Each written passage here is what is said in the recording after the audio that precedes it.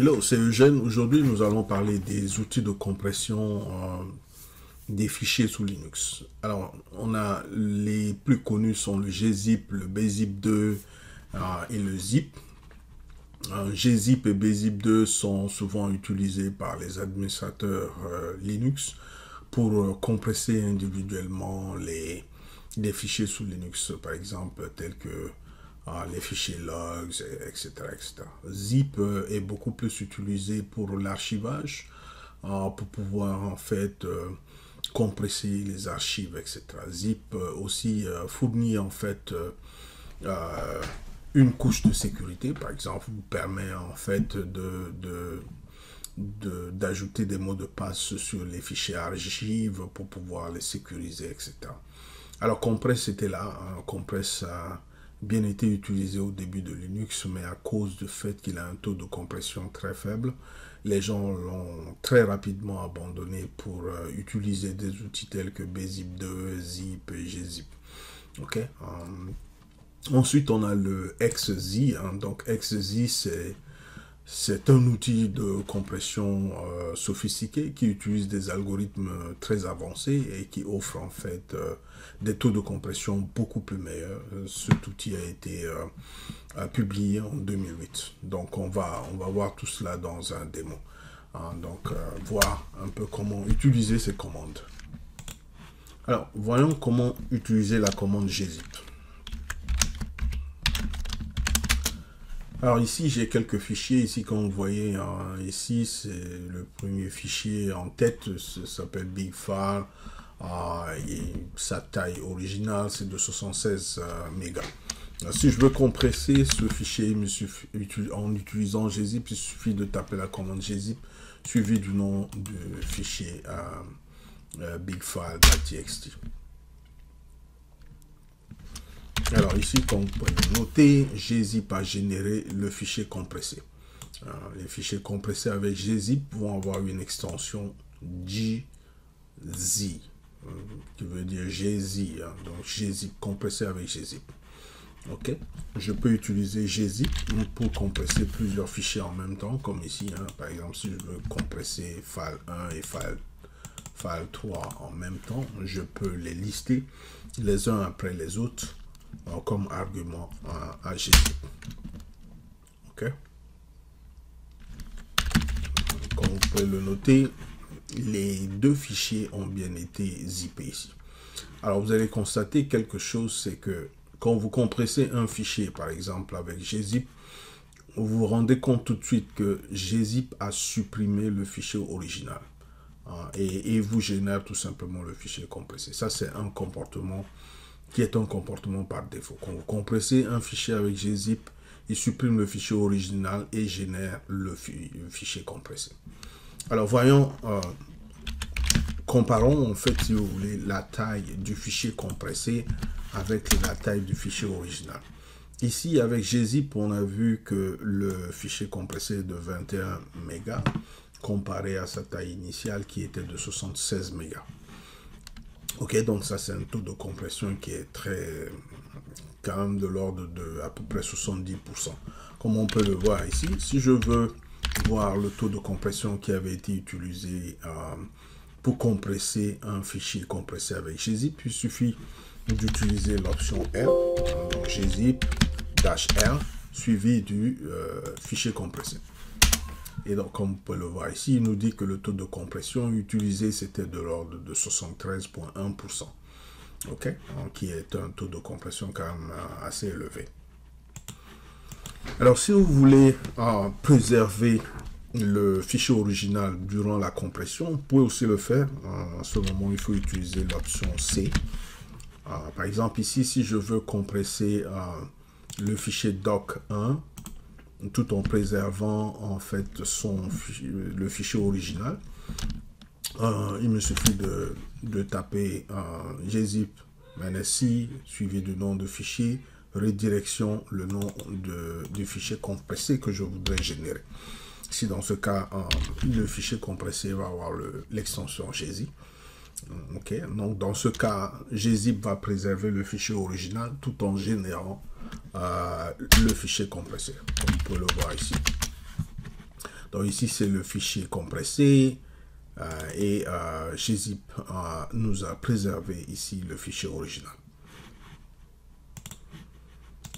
Alors, en termes de répertoire, gzip n'est pas capable d'archiver les répertoires. Par exemple, si j'essaie de compresser le répertoire film ici, en utilisant gzip, je vais obtenir une erreur. Alors, généralement, gzip n'a pas la capacité, par exemple, d'archiver automatiquement un répertoire et de le compresser. Je peux utiliser une option qu'on appelle l'option récursive, qui est le R, qui permet en fait de descendre dans le répertoire et de pouvoir compresser chacun des fichiers qui existent dans ce répertoire. Comme par exemple ici, si je fais un gzip-r suivi du nom du répertoire, ce que gzip va faire, il va descendre dans le répertoire, va essayer de compresser fichier par fichier. Alors que dans certains cas, ce qu'on voudrait faire, c'est de compresser le répertoire comme un ensemble, comme en fait un fichier archive. Alors pour pouvoir le faire, à ce moment, il faudra utiliser la commande tar. Alors pour ceux qui ne sont pas familiers avec la commande tar, vous pouvez vous référer à l'un de mes cours sur la commande tar. Comme vous pouvez le noter ici, gzip a pu en fait compresser chacun des fichiers qui étaient dans ce répertoire-là individuellement. Okay. Alors, maintenant, voyons comment décompresser les fichiers qui ont été précédemment compressés avec gzip. Alors, pour décompresser un fichier compressé avec gzip, on utilise la commande gunzip ou encore ngunzip. Certaines personnes disent ngunzip. Donc ngunzip suivi du fichier compressé pour pouvoir le décompresser. Okay? Donc ici, je peux décompresser plusieurs fichiers en même temps en utilisant ngunzip comme on l'a fait aussi dans le cas de gzip.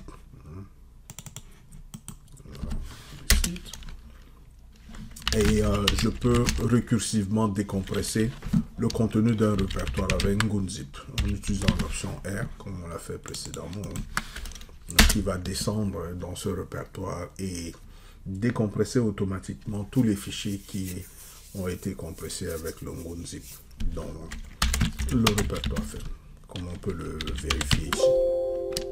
Ok. Alors, on peut aussi compresser un répertoire en utilisant la commande tar. On peut tarer le répertoire et ensuite le compresser avec gzip. Pour cela, il faut taper la commande tar suivie de l'option C. Si ça veut dire create, verbose mode F pour spécifier le fichier archive et puis Z pour compresser ensuite l'archive en utilisant le gzip. Alors pour cela, je vais, par exemple ici, si on veut compresser le répertoire film, l'archiver, ensuite le compresser avec gzip. L'archive, ça va être un tar .gz. Ensuite, il suffit de spécifier le répertoire à archiver et à compresser. Okay? Donc ici, tar, C, V, F, Z. Z pour dire compresse. Ensuite, l'archive en utilisant le gzip. Vous voyez comme j'ai spécifié ici l'extension gz. Donc ça veut dire que l'archive sera compressée en utilisant gzip.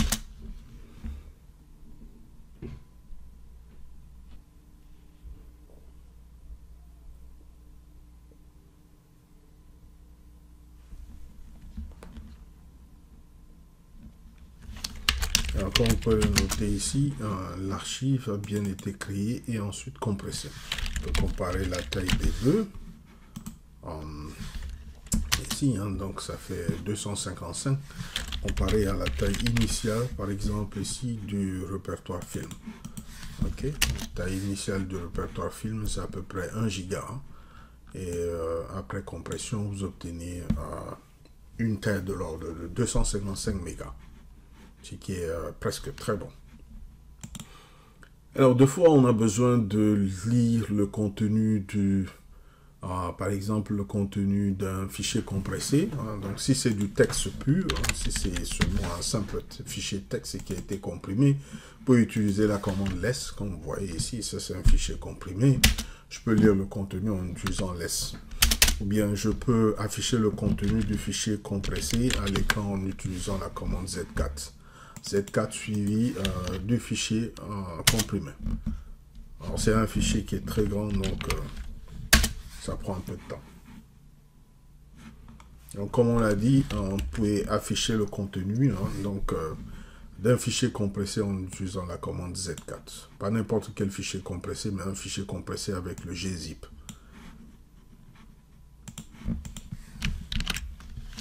Alors, regardons le cas de bzip 2. Alors, je vais afficher à nouveau la taille des fichiers ici en local. Pour compresser un fichier avec bzip 2, il suffit de taper la commande bzip 2 suivi du nom du fichier à comprimer, comme ici. Alors, bzip 2 va automatiquement supprimer le fichier original et le remplacer par la version compressée du fichier. Et le fichier compressé va avoir une extension bz2, ce qui veut dire tout simplement que ce fichier a bien été compressé avec bzip 2. Alors, comparons la taille du fichier compressé avec la taille du fichier original. Alors, on voit que le fichier original était de 76 mégas. Avec bzip 2, on a pu compresser le fichier et réduire sa taille à 11 mégas. Alors, on voit très bien que le taux de compression ici avec bzip 2 est beaucoup plus meilleur que le taux de compression avec gzip. Avec gzip, on avait eu pour le même fichier une taille compressée de l'ordre de 23 mégas, ou bien plutôt de 21 mégas. Avec bzip 2, on obtient la moitié de la taille de ce qu'on avait obtenu avec bzip. Alors avec bzip, par contre, si on veut voir le taux de compression, on doit le faire durant la compression. Par exemple, ici, si je veux voir le taux de compression appliqué durant une compression, avec bzip 2, je vais utiliser l'option V, l'option V qui veut dire verbose mode, suivi par exemple ici du nom du fichier. Et cela me permet d'obtenir en mode verbose la compression. Il va me donner ici le taux de compression appliqué. Il me dit que le taux de compression a été de 85,55%. Ok, comme on peut le voir ici, le fichier original a été effectivement supprimé et remplacé par le fichier compressé. Alors, on peut aussi contourner ce comportement, comme on l'a dit. Si pour certaines raisons, vous voulez préserver le fichier original tout en générant le fichier compressé, vous pouvez utiliser une option qu'on appelle l'option K. L'option K, c'est ce qu'on appelle keep en anglais. Donc, il suffit de taper la commande bzip 2, -k, veut dire K pour dire keep. Donc, garde le fichier original. Donc ici, cela permet de garder le fichier original tout en générant le fichier compressé. Alors, on peut le voir ici. Donc, ici, doc2 docx est toujours là et bzip 2 a bien généré la version compressée de ce fichier. Alors, de la même manière, bzip 2 ne permet pas de comprimer le contenu des répertoires. Il n'existe même pas une option récursive qui permet de comprimer le contenu d'un répertoire de façon récursive avec bzip 2. Ok, pour comprimer un répertoire avec bzip 2, généralement, il faut utiliser tar. Par exemple, je peux utiliser tar pour créer l'archive d'un répertoire et ensuite comprimer l'archive en utilisant bzip 2. Alors, pour le faire, il faut utiliser l'option C pour dire créer l'archive, V en verbose mode et ensuite F pour spécifier le fichier archive à créer et J. Le J veut dire tout simplement, on demande ici à tar de pouvoir compresser ensuite l'archive en utilisant le BZIP 2. Ok, par exemple, ici, si je veux comprimer le répertoire film en utilisant BZIP 2, donc je vais d'abord l'archiver en tar, et ensuite je vais dire à tar de le compresser en utilisant l'algorithme BZIP 2. Ensuite, il me suffit de spécifier le répertoire source qui doit être comprimé.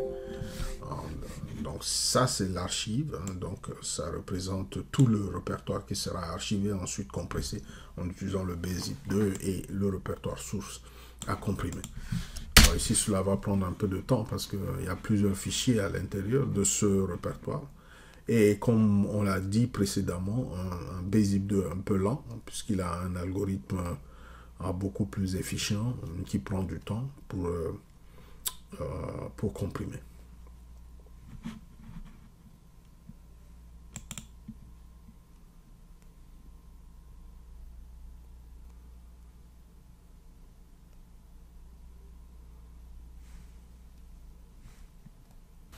Alors, comment on peut le noter ici, l'archive a été générée et comprimée avec BZIP 2. On peut comparer la taille de cette archive avec la taille du répertoire original.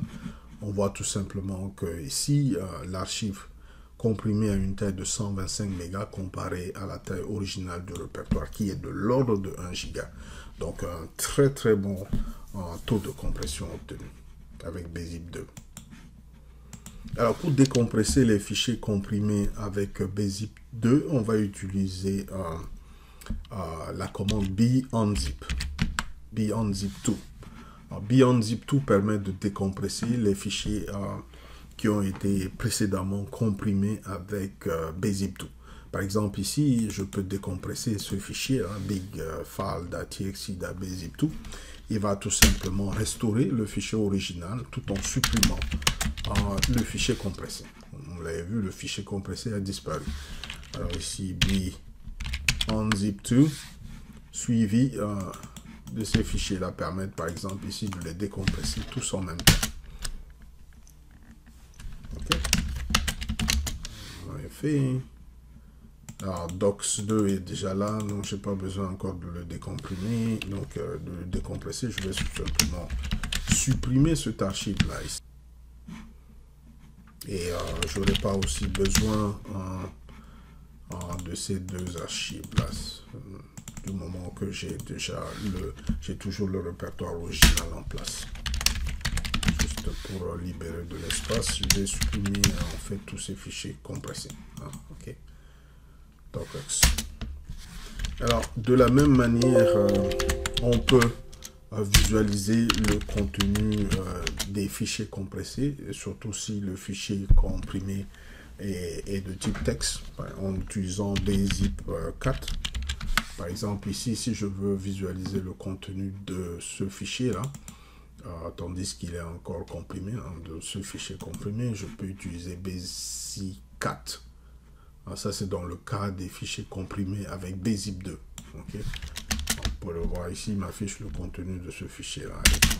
Okay. Alors, examinons comment la commande zip fonctionne. Alors, pour cela, je vais afficher la taille des fichiers originaux ici, qui sont dans ce répertoire. Alors, pour compresser un fichier avec zip, c'est tout simple. Il faut taper la commande zip, suivi du nom qu'on voudrait donner au fichier compressé. Par exemple, ici, si je veux compresser le fichier bigfile.txt, je peux donner le nom bigfile.zip, ok, suivi du nom de fichier à compresser. Alors, comparé avec gzip, on a juste l'habitude de faire gzip suivi du nom de fichier pour automatiquement compresser le fichier. Par contre, avec zip, on doit spécifier le nom qu'on voudrait donner au fichier compressé. Par exemple, ici, le fichier à comprimer ou à compresser, c'est bigfile.txt. Et je voudrais que le fichier compressé soit appelé bigfile.zip. Donc voilà la syntaxe. Zip suivi du nom du fichier comprimé à générer. espace le nom du fichier original à comprimer ou à compresser. Presse Entrée. Alors ici, je peux vérifier la taille originale, hein, donc comparer le fichier compressé avec le fichier original.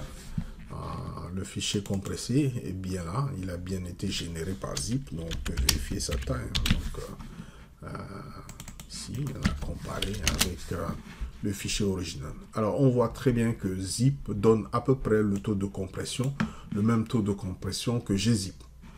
Puisqu'avec gzip on a aussi on a eu 21 mégas comparé à la taille initiale, hein, donc c'est presque le même taux ici dans ce cas. Ok, avec zip je peux lister par exemple le contenu par exemple du zip, hein, pour voir quel est le nombre de fichiers qui est là-dedans. Alors comparé à gzip, comme on l'a dit, zip permet d'archiver les fichiers en même temps et les comprimer. Il a la capacité d'archiver les fichiers. On n'a pas besoin de passer par exemple par tar pour archiver. Mais zip permet d'archiver tout un ensemble de répertoires, de fichiers, de les comprimer ensemble. Ok, si je voudrais voir par exemple combien de fichiers existent dans un archive zip, il me suffit d'utiliser l'option L ici, suivi du nom de l'archive ou bien du fichier compressé. Alors ici, c'est plutôt unzip, il faut utiliser unzip pas zip. Unzip-L permet de voir combien de fichiers existent dans cet archive zip. Ok, ça nous donne celui-là. Ok. Alors, contrairement à gzip par exemple, je peux archiver tout un ensemble de fichiers et les compresser en même temps avec zip. Par exemple, je peux appeler myarchive, par exemple, .zip. Si ça c'est le nom d'un ensemble de fichiers compressés, ça représente un archive. Par exemple, cet archive, ça va être composé de ces 3 fichiers, par exemple, ici. Ok, donc ici, ce que zip va faire, il va générer en fait un fichier archive qui s'appelle myarchive.zip. Cet archive sera compressé et cet archive est composé de ces 3 fichiers-là. File 1, file 2, file 3. Ce qu'il va faire, il va prendre les 3 fichiers, les concaténer, en faire un seul fichier et puis les compresser. Okay.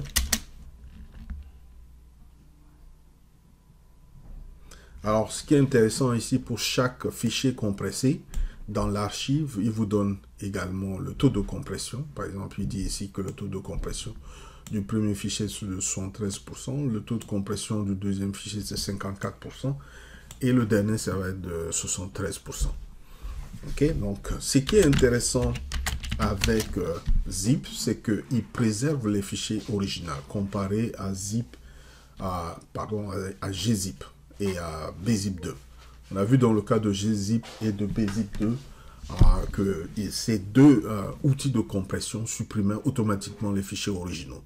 Alors, par contre, avec zip, zip les préserve.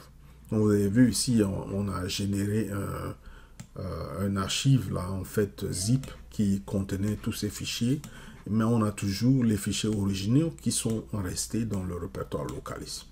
Ok, on peut toujours les utiliser. Et voilà notre archive ici là. Donc on peut regarder à peu près la taille, hein, donc la taille de ce fichier archive. Alors, comme vous voyez, c'est de l'ordre de 41 mégas. Et on sait qu'il y a un fichier dedans qui fait plus de 76 mégas. Donc ça nous donne à peu près un très bon taux de compression. Ok. Alors, on peut aussi compresser un répertoire avec zip.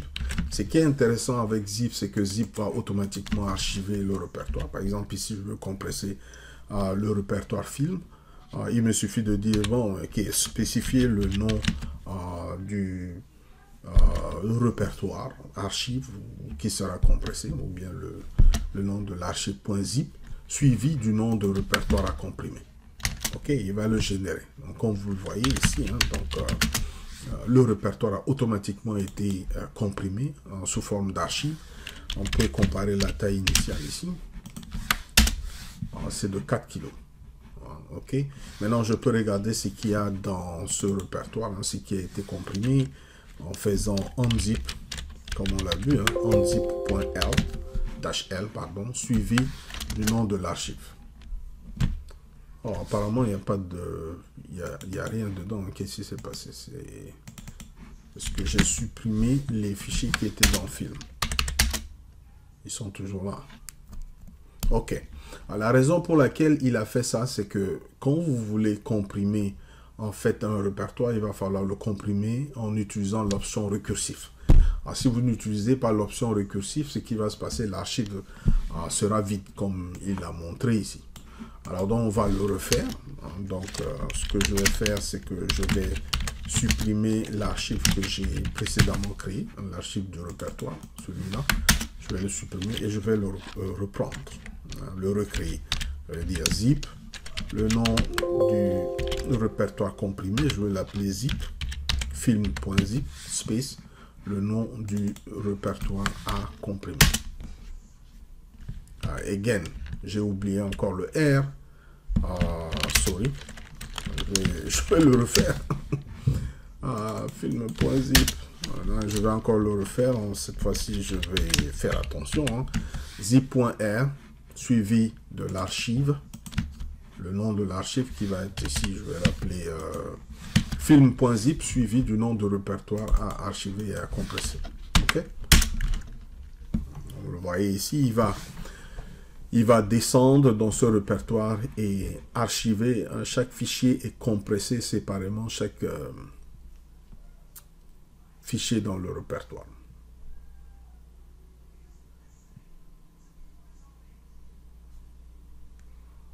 Alors, rappelez-vous tout simplement que si vous voulez compresser un répertoire, avec le zip, il faut toujours utiliser l'option R. Comme on l'a vu, si l'option R n'est pas utilisée, il vous génère en fait un archive qui est vide.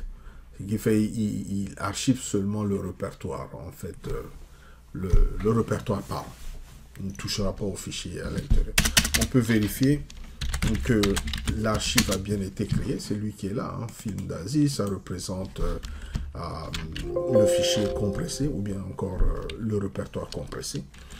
On peut vérifier le contenu en utilisant unzip-r pour voir qu'effectivement ce répertoire a bien été compressé avec zip et on peut voir tous les fichiers qui sont contenus dans cette archive-là et qui ont bien été comprimés avec le zip. Alors, pour décompresser un fichier qui a été compressé précédemment avec le zip, on utilise la commande unzip.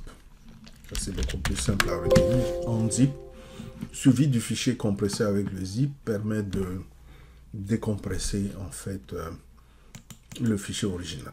Par exemple ici, unzip suivi de bigfile.zip permet ainsi de décompresser ce fichier compressé avec le zip. Alors, puisque le fichier original est toujours dans le répertoire ici, il me demande si je veux l'écraser avec ce qui vient de l'archive. Alors, si je dis non, il ne va pas le faire. Donc, je vais tout simplement taper non. Ok?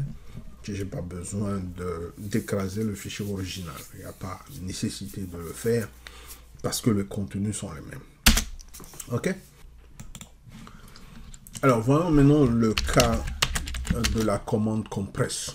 Alors, compress, comme on l'a dit, c'est une commande qui n'est plus tellement utilisée à cause du fait que le taux de compression est trop faible. Mais je vais quand même faire un petit démo sur compress pour vous permettre de voir la différence. Alors, pour compresser un fichier avec compress, il suffit de taper la commande compress suivi du nom du fichier. Par exemple, ici, dans ce cas, on veut comprimer le fichier file1 avec compress. Une fois que le fichier comprimé est généré, il est généré avec l'extension Z. Vous voyez un fichier sous Linux avec une extension capitale Z, ça veut dire tout simplement que le fichier a été comprimé avec la commande compress. Alors voyons ici la taille originale. Okay? La taille originale, si on le compare à la taille originale, ici c'est le fichier comprimé à une taille de 28 mégas comparé à la taille originale qui était de 76 mégas. on voit très bien que le taux de compression ici est beaucoup plus faible comparé à celui de zip et celui de gzip, puisqu'avec gzip et zip, on a obtenu une taille de 21 mégas. Donc, il y a à peu près 8 mégas de différence. Donc ça montre très bien que le taux de compression ici est très faible. Alors, pour décompresser un fichier qui a été compressé avec compresse, on utilise la commande onCompress. OnCompress pour décompresser en anglais. Suivi du fichier. Hein, donc ici, ça permet de restaurer le fichier. Et compress a le même comportement que gzip. Quand vous compressez un fichier avec compress, il supprime automatiquement le fichier original et le remplace par le fichier compressé. Okay? De la même manière, si vous décompressez un fichier compressé avec compress, le fichier original est restauré et le fichier compressé est automatiquement supprimé. Comme vous pouvez le noter ici. Ok. Alors, le tout dernier cas, ça va être le cas de la commande xz. Xz, comme on l'a dit, c'est une commande ou un utilitaire qui permet d'obtenir des taux de compression très très élevés, beaucoup plus performants que le gzip et le bzip. Alors, c'est la même chose. Si je veux compresser un fichier en utilisant un xz, je fais xz suivi tout simplement du nom de fichier à comprimer. Ce qui va nous donner un fichier comprimé avec l'extension xz. Vous allez le noter dans quelques secondes. Alors, la première des choses que vous notez tout de suite, c'est que xz est très très lent. C'est à cause de l'algorithme, un algorithme assez performant. Donc, il essaie de calculer qu'est-ce qu'il peut optimiser réellement dans la représentation du fichier pour pouvoir réduire au maximum la taille du fichier. Okay? On peut le voir ici. Il génère le fichier compressé avec l'extension xz. Comparons maintenant la taille du fichier compressé avec le fichier original. Comme vous voyez ici, le fichier compressé est de 612 kg comparé à gzip. Avec gzip, on a obtenu 21 mégas. Avec zip, on a obtenu 21 mégas. Avec bzip2, on a obtenu quelque chose comme, je pense que c'était 11 mégas. Et avec compress, on a obtenu 28 mégas. Là, avec celui-là, avec xz, on a pu obtenir un taux de compression beaucoup plus meilleur, qui est de 612. On peut vérifier le taux de compression. D'abord, pour vérifier le taux de compression, on fait tout simplement xz-r suivi du fichier comprimé. Okay? On peut le voir ici. Le ratio, comme on le voit, hein, presque 0,8. Donc, ce qui veut dire tout simplement que c'est l'équivalent d'à peu près presque 100% de compression. Okay? Donc, vraiment un très bon taux de compression comparé à gzip, bzip 2 et compress.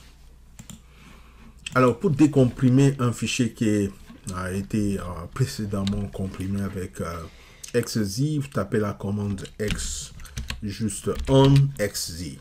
Yes. Downstairs. Xz, ok.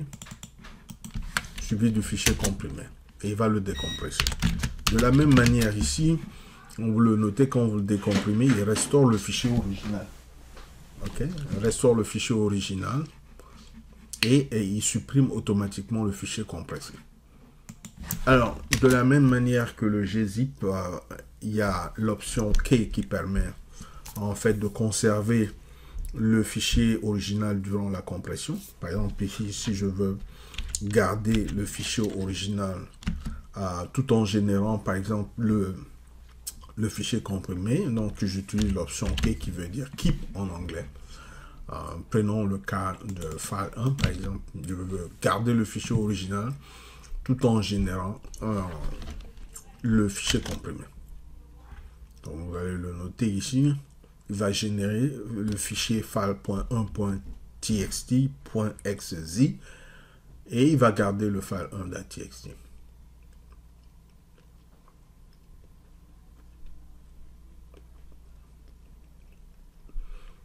Le seul inconvénient de XZ, c'est qu'il est lent, mais il donne un taux de compression qui est presque de l'ordre de 100%. On peut le noter ici, file 1 est bien là, et on a, en plus de ça, son fichier comprimé. Okay? Alors, on peut aussi, on a des problèmes pour compresser directement les répertoires avec XZ, comme avec gzip, etc. XZ n'a pas l'habilité de pouvoir archiver automatiquement les répertoires comme le fait le zip. Donc la solution, c'est d'utiliser le tar. Si vous voulez par exemple comprimer votre répertoire en utilisant XZ comme archive, vous pouvez utiliser le tar commande avec l'option capital J. Capital J permet de générer l'archive du répertoire tout en le comprimant avec XZ. Comme par exemple ici, je vais nettoyer l'écran un tout petit peu. Pour par exemple comprimer ce répertoire en utilisant XZ, je peux utiliser la commande tar comme suit. C pour créer l'archive, V en verbose mode, capital G pour dire tout simplement comprime le tout avec le XZ, espace. Je vais mettre par exemple ici le nom de l'archive, tar xz, suivi maintenant du nom de répertoire. Voici comment je peux comprimer un répertoire en l'archivant et en le compressant avec le XZ. Tar, daci, v, capital J, F, suivi du nom de l'archive à générer, suivi du nom de répertoire à comprimer. Ok? Si je presse Entrée, ici, ça va prendre un peu de temps parce que, comme vous le savez, l'algorithme du XZ est un peu lent. C'est parce que ça prend du temps pour compresser à un meilleur taux. On peut le noter ici, l'archive a bien été généré.